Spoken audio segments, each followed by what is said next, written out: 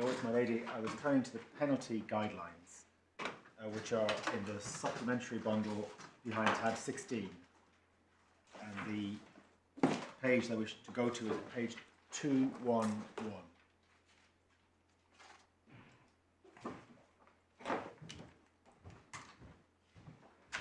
page 211, paragraph 1.3.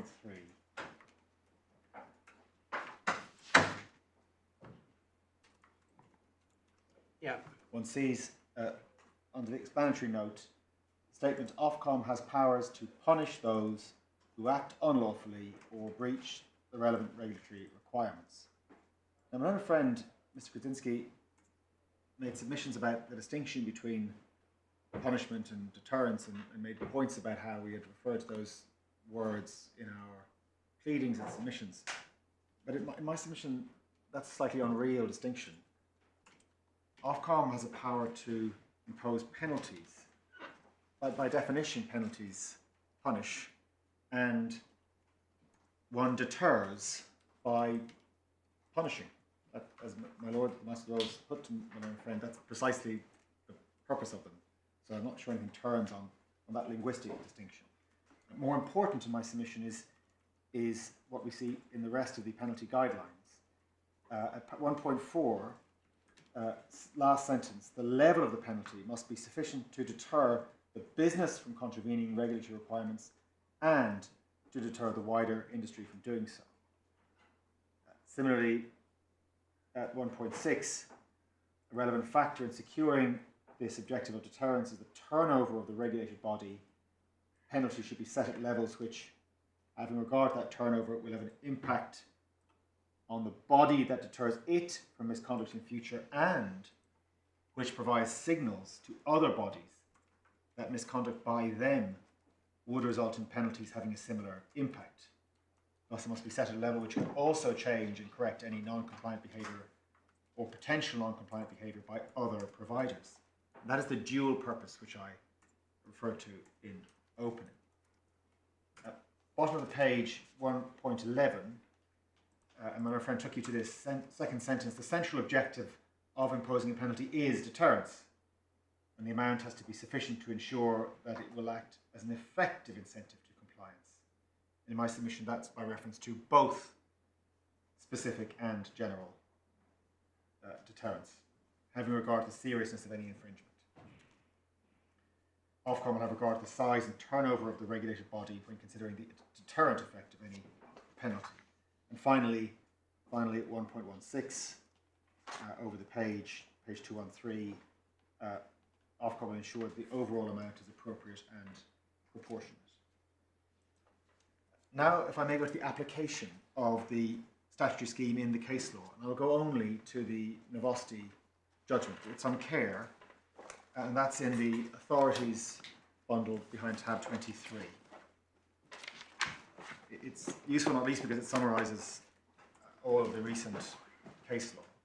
And as the court knows very well, it concerned a state broadcaster as well, but this time Russian, breaching the due impartiality rules and challenging sanction. As I say, it's tab 23, the page now. It begins on page 905 in the Court of Appeal. And I'd ask the court to go to page 918. But before I do, just by a very brief introduction, the Court of Appeal in this case had the importance of the right to free speech well in mind, but also the rights of others under Article 10.2 of the Convention. And of course, the rights of others underpin the due impartiality requirement. It was vital. Well, it's the part of Article 10.2, isn't it, that I mean, the bit of 10.2, if you look in the judgment, I think I set it out in its entirety, which nobody ever does, because they talk about all sorts, everything except the actual terms of it. But it's the bit that says for the protection of the reputational rights of others. Yes. That is the exception that is engaged here. Yes. Yeah. Indeed, my lord. And the point that, my lord, you, Master Rose, made in this judgment was that it was vital that the viewers in question, the RT viewers in particular, had an opportunity to encounter diverse views. Otherwise, there was a risk that the viewers would be isolated in, and the expression used was echo chambers, where they would only see one perspective, which was corrosive to the democratic process itself. And that, the analysis begins on page 918 with a citation of paragraph 28 of Lord Bingham's speech in Animal Defenders, which my Lord set out in full. And I'll just go back to it, since it describes the harm which is sought to be avoided by the due impartiality requirement and the importance of the interest which is sought to be protected. And I'll read, if I may, the indented passage, that the fundamental rationale... So which paragraph? Sorry, this is paragraph 32. 32. But I'm looking over the page on 918, where it continues. And only the paragraph 28 of Lord Bingham's speech that my Lord set out. Now, the fundamental rationale of the democratic process is that if competing views, opinions and policies are publicly debated and exposed to public scrutiny, the good will over time drive out the bad and the true prevail over the false. It must be assumed that, given time, the public will make a sound choice when, in the course of the democratic process, it has the right to choose. But it is highly desirable the playing field of debate should, so far as practicable, be level. And that reference to the playing field be level, in that case and in ours, and in the Novosti case, meant that every channel, regardless of commercial power or ownership, has the same obligation fairly to present all sides of the debate. Because otherwise, as my Lord's found, viewers may not be exposed to diverse views if they only use certain channels or websites. And the question is how to ensure that the playing field is level. And we see that in the same speech of Lord Bingham. This is achieved where, in public discussion, differing views are expressed, contradicted, answered, and debated. It is the duty of broadcasters to achieve this object in an impartial way by presenting balanced programmes in which all lawful views may be ventilated. But if my Lords and my Lady go down to D on the right, we see where that objective will not be achieved, where well-endowed interests, which are not political parties, are able to use the power of the purse to give enhanced prominence to views which may be true or false, attractive to progressive minds or unattractive, beneficial or injurious. The risk is that objects which are essentially political may come to be accepted by the public not because they're shown in public debate to be right, but because by dint of constant repetition, the public has been conditioned to accept them. The rights of others, which a restriction on the exercise of the right to free expression may properly be designed to protect, must, in my judgment, include a right to be protected against the potential mischief of partial political advertising. And of course, in our submissions, the court found that Lord Bingham could just as easily have said potential mischief of partial political news. And if the court goes to paragraph 33 of my Lord's judgment, the legitimate aim was to ensure that other viewpoints are received by viewers who may then participate on an informed basis in the democratic processes, including those of debate and voting. There was a reference to the white paper that led to this provision in the 2003 Act to ensure that the broadcast media provide a counterweight to other, often partial, sources of news. They therefore contribute significantly to properly informed democratic debate. And with that introduction, could I ask the court to go to page 921, where my Lord Master Rose asked, was the divisional court in Novosti wrong to hold that the breach decisions did not infringe Article 10? This is paragraph 47. And it's important because it explains what my Lord the Master Rose had in mind when he used the expression not obviously wrong later in the judgment, the expression which was picked up by the learned judge in this case.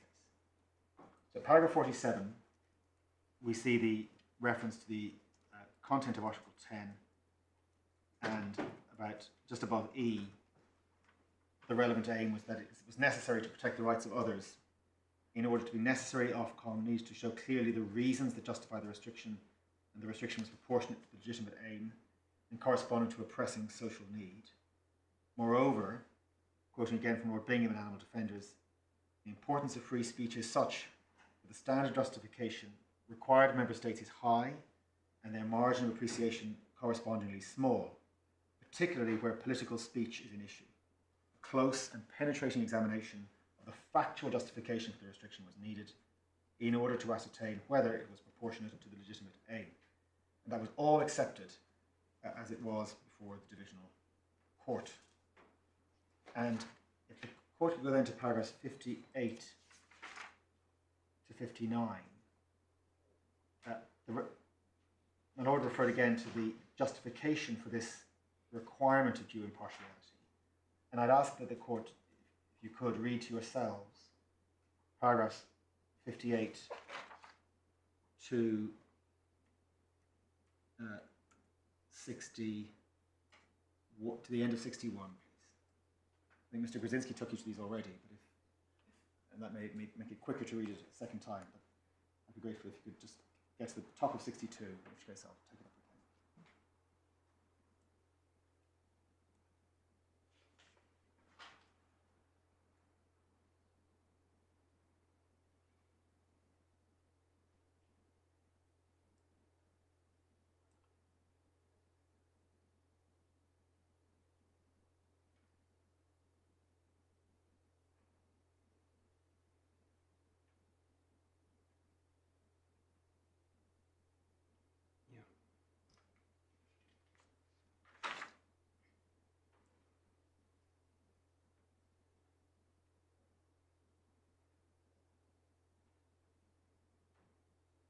The end of 62, did you say? No, it's the end of 61.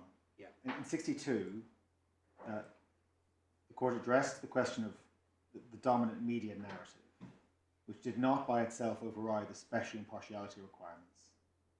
And although the brief decisions didn't analyse the harm, I'm reading from 62, that might be caused to viewers, it did analyse in great detail how the issues were treated in each of the programmes. And I rely on this as a regulator. As regulator, it was Ofcom's job to undertake that exercise and to evaluate whether action was needed in the interests of democratic society to protect the rights of others in the light of the degree of partiality in each programme. And the courts should give weight to Ofcom's assessment and only second guess its expertise where it has obviously gone wrong, and gone to paragraph 61 is cited. Moreover, the analysis is not limited to the harm caused to viewers, but extends the harm indirectly caused to members of society generally by the provision of broadcast news and current affairs that lack due impartiality. And over the page, on page 925, at paragraphs 66 and 67, the court found that the enforcement action taken by Ofcom was proportionate, it was necessary, applying that close scrutiny. And 67, although halfway down, the divisional court may not have undertaken a close and penetrating examination of the factual justification for the restriction, Ofcom did do so. It scrupulously examined whether it was proportionate to penalise RT for the programmes. So, with that, I've asked the court to turn to the sanction decision itself. I shan't go back to the provisional view which my friend took the court to, save to say that, as safe to say by reference to the discussion which took place between my Lady Justice Simler and her friend, it is our submission that in the provisional decision, provisional view, the primary focus was not on specific deterrence. When the provisional view referred to deterrence, it referred to both specific and general deterrence, the dual role that deterrence plays, without priority being given to one or the other. But in the sanction decision itself, which is in the core bundle behind tab 13, page 163, we see first of all, as the court has already seen, the rules that are infringed on the front page, and then at 164, page 164, at paragraph 3, the importance of the programs. They were concerned with the protests that were ongoing in Hong Kong. The protests were in response to the Hong Kong government's extradition law amendment bill that would have allowed criminal suspects in Hong Kong be sent to mainland China for trial. And at paragraph 4, there's a reference to brief decisions. I shan't ask the court to go back to those either. My own friend took you to them. The court will have noticed that that brief decision is 61 pages long. It's a very detailed consideration of the broadcasts and an application of the due impartiality requirements to them, as detailed and as thorough as the analysis in my submission is in the Novosti case. Paragraph 6, OFCOM finds that OFCOM said that it put the licensee on notice that it viewed these 5 breaches taken together to be a serious failure of compliance and was minded to consider the imposition of a statutory sanction. Paragraph 8, OFCOM notes the power that it has to impose a sanction notwithstanding the lack of a license. And from paragraph 18, OFCOM sets out its understanding of its legal duties. And I'd ask the court, if you haven't already done so, to read from paragraph 18 to the end of paragraph 25. And the reason why I'm labouring this point, of course, is that because this court is looking at the substance of the compliance with Article 10, the degree of detail and the extent of the scrutiny in the OFCOM decision is material to your consideration. That's why I asked you to look at these fairly lengthy passages.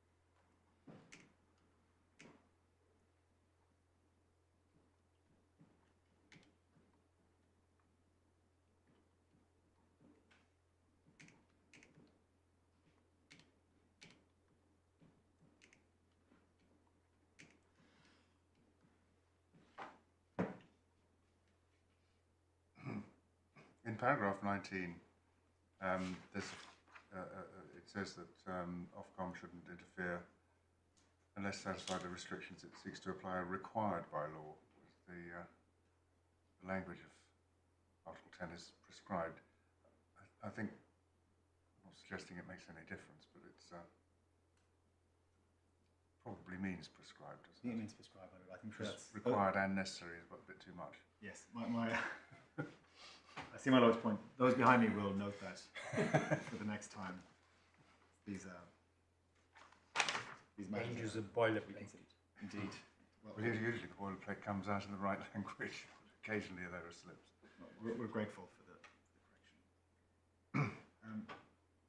Paragraph 28, the decisions, the broadcasts in question are listed, and it's material that these were 5 broadcasts breaching the requirement over a short period of time. That made it a more serious infringement than one sees in the other cases where the due impartiality requirement was breached. For that reason, at paragraph 30, we see that OFCOM found a serious failure of compliance. And at 32, OFCOM noted that it could, following due process, impose a sanction. So OFCOM was considering whether or not to impose a sanction following the finding of breach.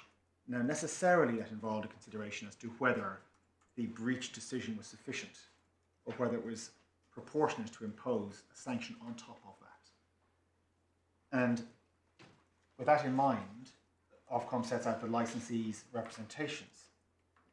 And those are set out from paragraph 34 at length. And the court will see here no reference to a submission from the licensee, from SCML, that if their license was to be revoked, a proportionate approach would be to impose no financial penalty, but merely point out in a reasoned decision what would have been done had the license been retained. The argument that my friend made to you today was not put to OFCOM before the breach decision was taken. Now, the Master has already deprecated forensic points, and ultimately it's a question of substance. But my own friend did make the forensic point about reasons, so I will take a very brief opportunity to put it back to him and say that it wasn't put to us. Now, But that doesn't mean you don't have to think about it. indeed, indeed. But if to the extent that our reasons are relevant to the degree of deference that Ofcom is given, to the extent that the extent to which we've examined something is relevant to the deference the court gives us, it must be material to examine what was put to us in a detailed process like this, where very detailed submissions were put to us by the licensee. That doesn't absolve us of our duty to comply, our independent duty to comply with Article 10, of course, but it is material in my submission that the point that is put to the court now wasn't put to Ofcom at the time. And it could have been because if you go to the chronology, which is in the same core bundle behind tab 3, on page 34, the court has already seen that the preliminary view that Ofcom was minded to revoke SCML's license was communicated to them on the 2nd of November 2020. And the following day, Ofcom communicated the preliminary view about imposing a sanction. One sees that in the penultimate section of the chronology on page 34. And SCML submissions on sanction were provided on the 16th of December 2020. So it had in mind, at the very least, the possibility that its license would be revoked before any penalty was imposed, and it was open to it to make the submission that it makes to the court today. So following on from those submissions, one sees the analysis from paragraph 44 on page 172, and the serious and repeated nature of the breaches is described from 47 onwards. I shan't read these to the court again, except that they are highly material to the sanction that was to be imposed. Unlike in the other precedent cases, these were particularly serious breaches because they were numerous and they were concentrated over a short period. And in paragraph 51 on page 173, Ofcom makes the point that these breaches occurred during a concentrated period of time, potentially aggravate the detriment to viewers. They have the effect of undermining public confidence in the impartiality of, and therefore trust in, broadcast news and current affairs, which Section 5 of the Code is intended to safeguard. And in paragraph 58, in determining the seriousness of the breaches, on page 175, it's noted about 2/3 of the way down paragraph 58 that the licensee's previous breach in 2014 had also involved news programming dealing with pro-democracy protests in Hong Kong. And that was relevant to the seriousness of the breaches that occurred in this case. And in paragraph 61, over the page, 176, for all of those reasons, Ofcom concludes that these are serious and repeated failures of compliance with the due impartiality requirements. And that's not an issue before you today. And then at 63, the question then is, will Ofcom impose a penalty? And importantly, 63, Ofcom notes that the license has been revoked, and so any power to impose a penalty will be imposed under section 237, 346 as we know.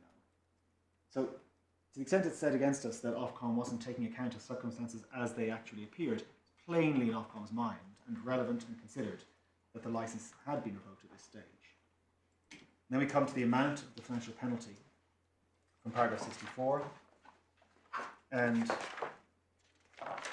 paragraph 65, which you've seen, citing the guidance. 67 deals with seriousness and duration, and 68 and 69 deal with harm to viewers in the UK. If we just skip on, please, then, past all of these next sections, which are relevant because of the level of detail and care with which Ofcom scrutinised these issues, we come to paragraph 88 on page 180, dealing with precedent.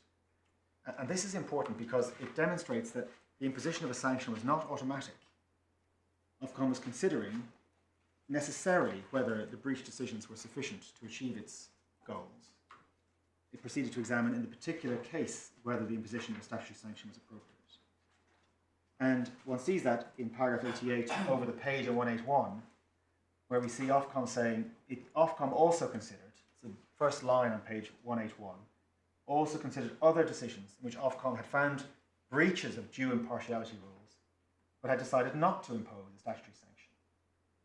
There were such cases, and Ofcom considered them along with the other decisions which it had taken in the past. I shan't go through each of those precedent decisions. If the court wants to look at them in more detail, they are described in an annex behind the provisional view. But when the court comes to look at them, you will see that lower penalties, much lower penalties, were imposed in those cases because they involved fewer and less serious breaches.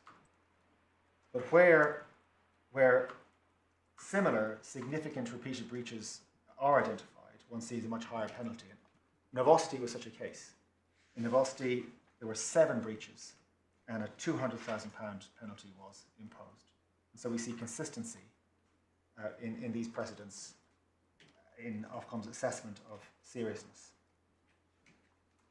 And then over to page 93, on page 182. And true it is that here, the Club TV and Lord production cases are mentioned. And these are cases where Ofcom, as we've seen, said that we can't let people return their licenses in order to dodge a penalty. But true it is that these cases are not being cited in this paragraph for that proposition. So Mr. Krasinski, my friend, is correct that we didn't expressly say that at this part of the decision. We cited these cases which contain that reasoning, but they were not cited here for that purpose. Our main reason was not based on Club TV or Lord Production Limited. The main reason is what we see in paragraph 96. But before we get on to 96, I just draw your attention to 94 and Ofcom's treatment of the precedents, bottom of 94.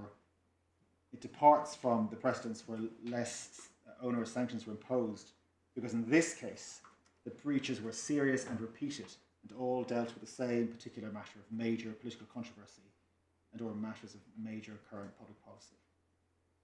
And then we come to the critical paragraph 96. The central objective of imposing a penalty is deterrence.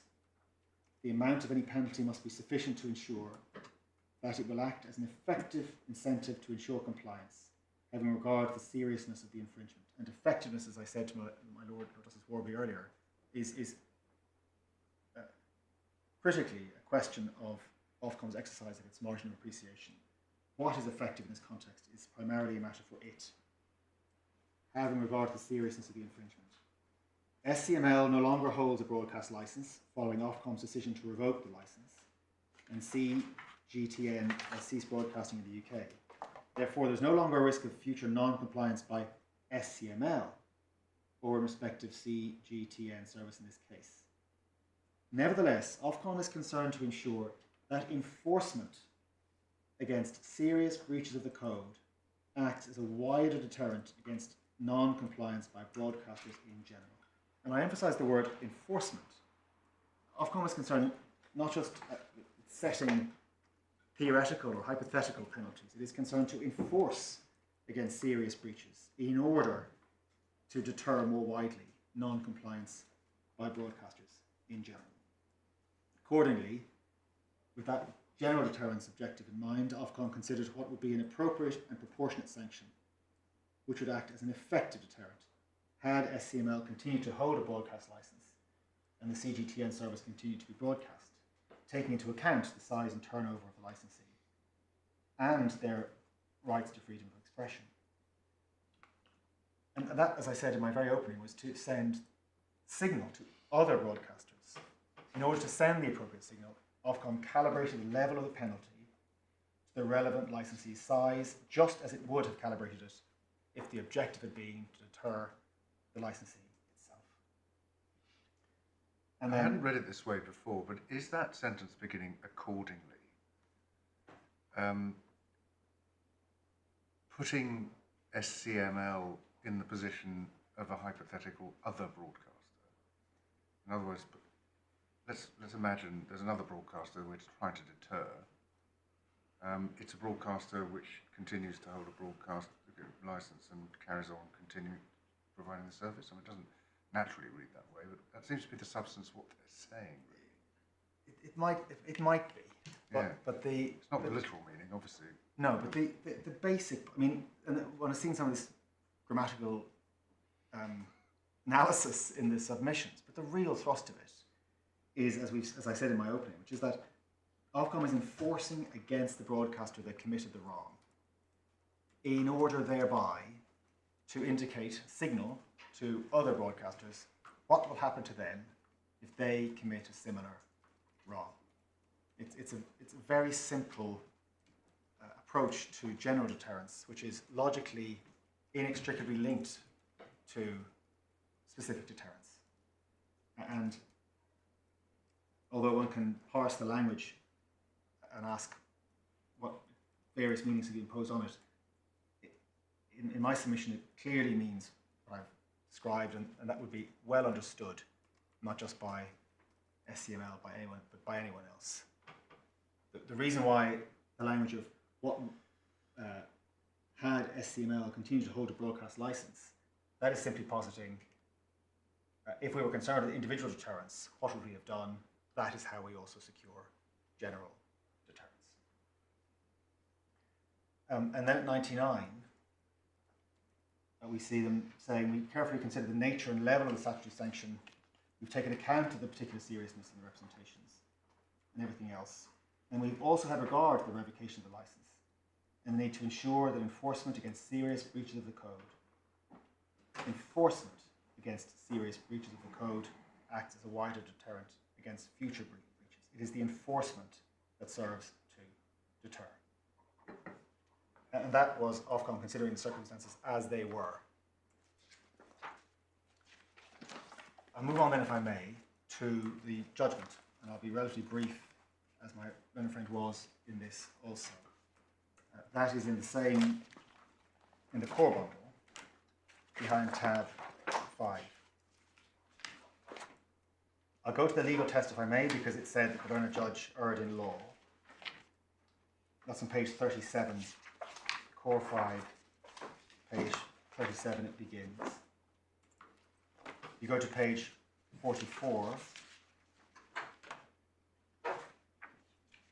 the learned judge sets out the animal defender's case in detail and quotes from the Novosti judgment of the Court of Appeal from paragraph 15.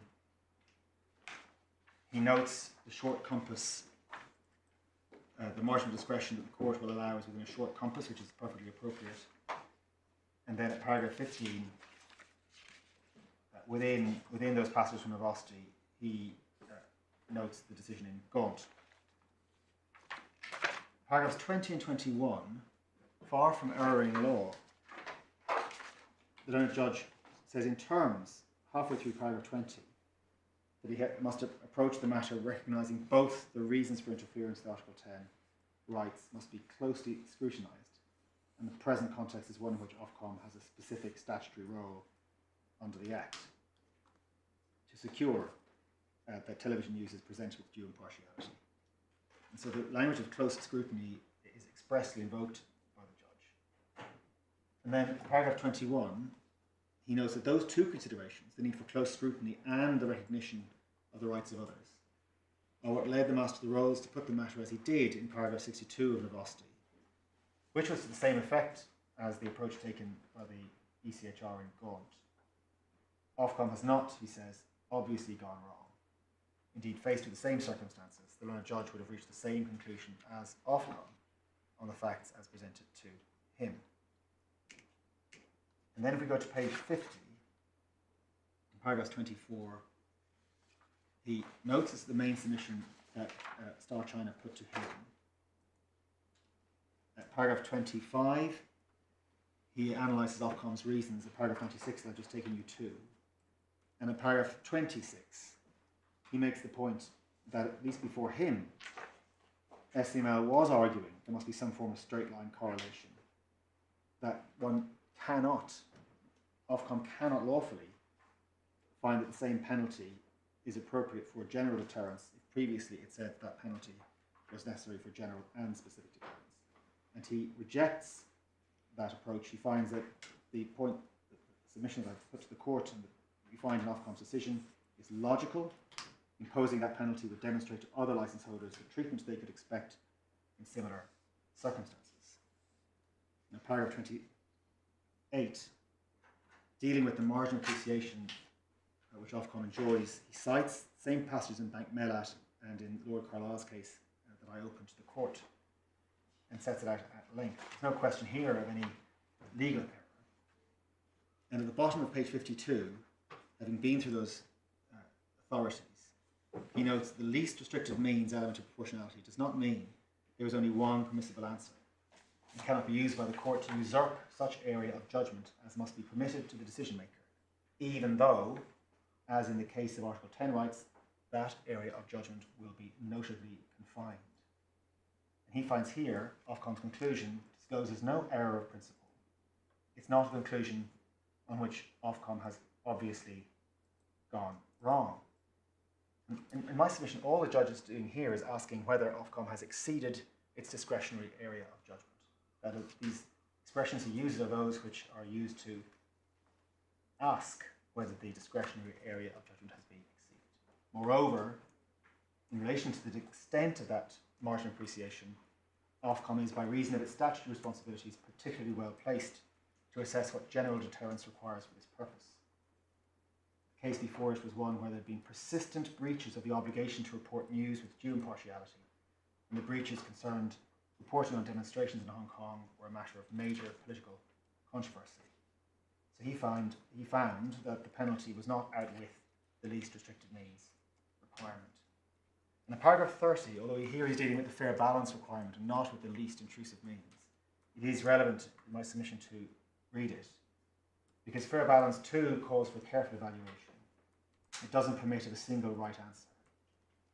The present case is not one where the decision challenged falls into the category of extravagant acts taken pour encourager les autres.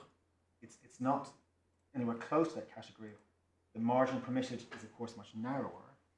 Fair balance requires that the cost of pursuing a general objective of general public interest cannot disproportionately fall on any one individual or group. But he finds the decision in March 21 to impose the penalty was, even within the narrow margin permitted, a course open to Ofcom. And that echoes the language in the Lord Carlisle's judgment for assumption. What is required as a matter of general deterrence, as a matter Ofcom is very well placed to assess Ofcom's decision on these facts, was that a penalty equivalent to that which it would have imposed had CGTN continued to broadcast would provide an appropriate general deterrent. So he finds it wasn't disproportionate to require them to pay that amount. And pausing there and coming at the end of my submissions, we have to ask, what is said to be wrong with this judgment? And we get that from the appellant's skeleton argument. The appellant's skeleton argument in the core bundle behind tab 16, page 218. In paragraph 53, the appellant submits there are 5 errors in the approach adopted by the judge. So let's take them in turn. First, although the appellant accepts that the least restrictive means requirement doesn't mean there is only one permissible answer, they challenge the use of the expression error of principle, or a conclusion on which the decision maker has obviously gone wrong. They say this is an error of law. And their second point really is the same when they refer to Novosti in paragraph 56. Although my Lord Novosti did use the expression obviously gone wrong, they say that the Master of the Rolls said that in conjunction with the other comments about close and penetrating examination, which they claim the learned judge missed. But there is nothing in my submission to this point. We saw how the learned judge fairly summarised the authorities. When he referred to obviously gone wrong, that passage must be read with his reference to close scrutiny in paragraphs 20 and 21 of the same judgment. He was recognising in my submission in these passages as my lord, the Master of the Rolls, did in Novosity, the existence of Ofcom's margin appreciation and its extent derived from the particular significance of its expertise. And all that the judge was asking was whether Ofcom had exceeded its discretionary area of judgment. But by definition, a margin of appreciation means that the fact that the court would have taken a different decision does not of itself mean that Ofcom's decision was unlawful. The test is not simply whether the court regards it as wrong in the sense that the court does not regard it as the right answer. If that were the test, there would be no margin of appreciation at all. And that, in my submission, is what my lord, the Master of the Rolls, had in mind when he said, not obviously wrong. Both he and the learned judge were describing where a situation where Ofcom has exceeded its margin of appreciation, exceeded it. And that language derives properly, in my submission, from the Carlisle judgment, among others. And you have my submission derived from Carlisle. I'm just going to read it out again. There's no need to turn up the authority. It's just that passage from page 656 of the authorities bundle, where Lord Sumption said, the court is not usually concerned with remaking the decision maker's assessment of the evidence if it was an assessment reasonably open to her, nor on a matter dependent on a judgment capable of yielding more than one answer is the court concerned with remaking the judgment of the decision maker about the relative advantages and disadvantages of the course selected. Returning to the skeleton argument of the appellant, and the third point we'll make in paragraph 53.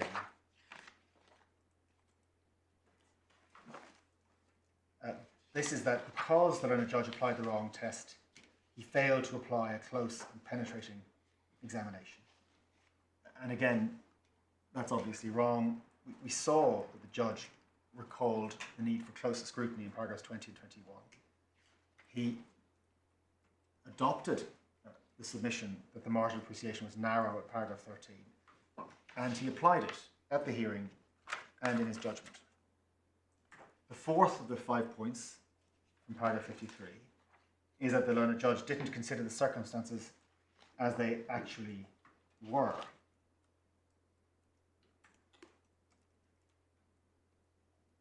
That, in my submission, is a hopeless argument, because we see in terms that the learned judge acknowledged that the license had been revoked and examined whether that made the difference that the appellant argued that it did in the context of the imposition of a sanction. And notwithstanding the revocation of the license, the learned judge examined the justification for the penalty and upheld it. And finally, and fifthly, it said that the judge failed to give any consideration to the specific less restrictive means which the appellant submitted ought to have been considered by Ofcom prior to taking the sanction decision. He did not expressly address the fact that a reasoned decision plus no penalty or a lower penalty would have been effective and proportionate. Now, in my submission, it is implicit in the judgment where the judge considers whether a sanction is justified at all. It was fully ventilated before him in written and oral argument. But to the extent that this court is concerned about the lack of reasoning, and it is ultimately a reasons point, as my lady suggested to my friend, but to the extent the court is concerned about that, we did put in a respondent's notice making this point out of an abundance of caution. And there was no doubt that the point was put to the judge below, and it has formed part of Ofcom's analysis in other cases. Just for the court's reference, I'm not going to take you to it. Our respondent's notice is in the core bundle behind tab 15 at page 193. But that is not our primary argument. It is not the primary justification for this decision. To the extent that the court is concerned about paucity of reasoning on the part of the judge, we urge you to look at the decision, which contains very detailed reasoning and analysis, including, we say, of all of the points that are put to you by my learned friend. unless I can be of any further assistance, those are the submissions. Thank you very much, Mr. Kennelly. Yes, Mr. Gudzinski. Be very brief. Just to answer a couple of questions that I promised I'd come back to you over the lunch and adjournment. First, to answer Master of the Rolls' question about audience numbers, we don't have exact figures. The best reference I can give you in the documents bundle is to invite you to look at core bundle, page 169.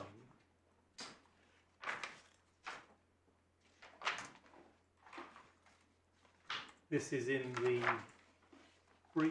sanction decision.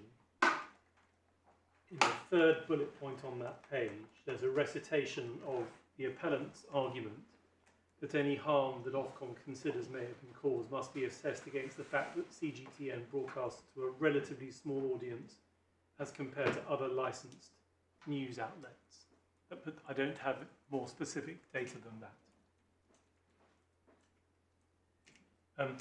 The other question that my lord raised was about whether the sanction in this case and the Novosti case were unusual.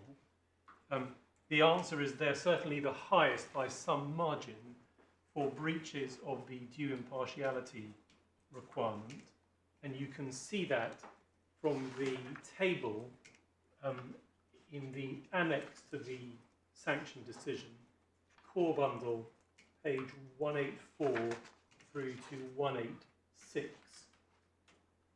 The first part of that annex deals with previous sanctions relating to the breach of due impartiality requirements, and you see figures of 30,000, 20,000, 10,000, 25,000, 200,000, to the 200 being Novosti, then 75 and 20. Do my lords and ladies see that? So that answers, I hope, as best as I can, my lord's questions. Then briefly, by way of reply,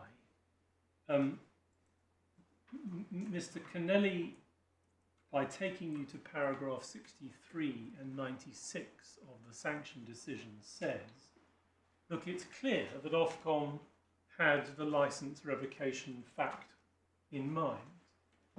And obviously I accept that on the face of the decision they mention the fact of the licence revocation, but mentioning that revocation is not, in our respectful submission, the same as rigorously scrutinising whether in light of it a less onerous sanction could have been imposed without unreasonably compromising the remaining objective of wider deterrence. And on that crucial question, I respectfully submit that none of my learned friends' oral submissions provide an answer.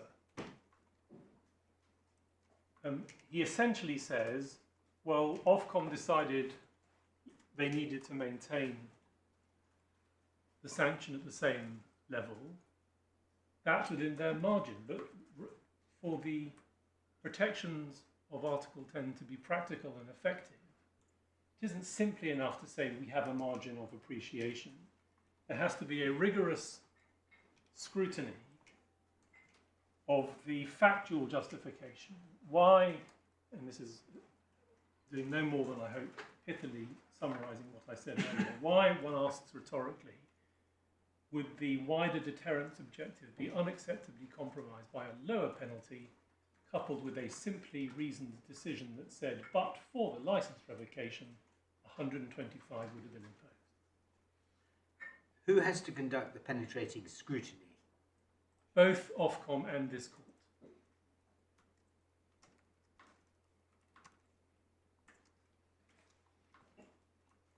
And Mr. Justice Swift. And indeed, Mr. Justice Swift. But if he didn't and Ofcom did, that would be... I would fail. I mean, the court might make mention of the absence of the reasoning in the judgment below, but in the result, I would not succeed. Well, I mean, you may... well, I have in mind, probably only because it's me, but in novosity, I said the divisional court may not, paragraph 67, the divisional court may not have undertaken a close and penetrating examination of the factual justification for the restriction, but Ofcom did indeed scrupulously examine whether it was proportionate to penalise RT for the programmes in question. Yes, and Milena Friend essentially says, well, we did it in the RT case, we did it here because our decision is long, it mentions Article 10 at great length, etc. But did it anywhere examine the question that I have raised in well, that's my your submissions? point. That's my point. It didn't, yeah. Those are our submissions. Very good. Well, thank you, Mr. Grzyński. Thank you, Mr. Kennelly. Thank you to both juniors. Thank you to the solicitors. It's been an interesting argument. We'll take time to consider our judgments. We'll hand them down in the usual way. When we do, please remember they're only given to you in draft for typographical corrections and agreeing the order and costs, and please do not circulate them beyond where they should go, and any further submissions as to those matters will be in writing, and they will, I think that's it. I think you know all that. Thank you, my lord. Thank you. All rise.